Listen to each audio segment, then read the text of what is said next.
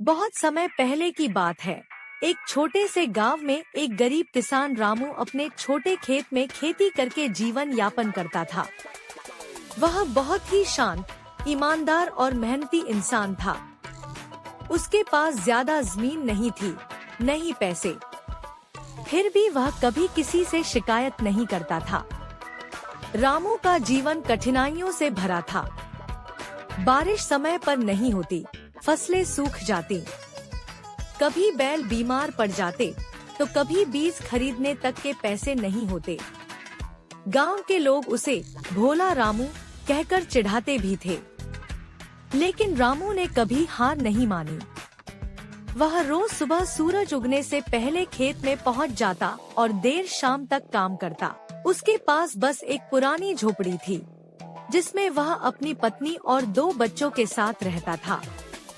एक दिन ऐसा आया, गांव में एक बड़ा व्यापारी आया, जो जमीनें खरीदकर वहां फैक्ट्री लगाना चाहता था।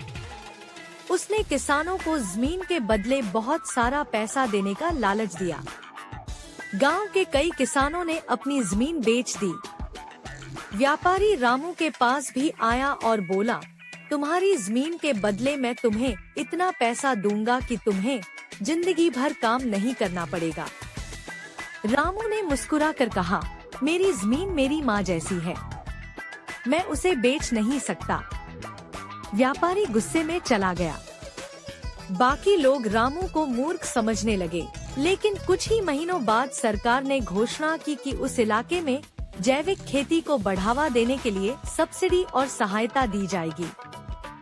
रामू की मेहनत रंग लाई।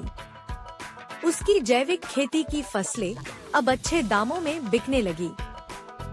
वही लोग जो उसे मूर्ख कहते थे, अब उसकी मेहनत की तारीफ करने लगे।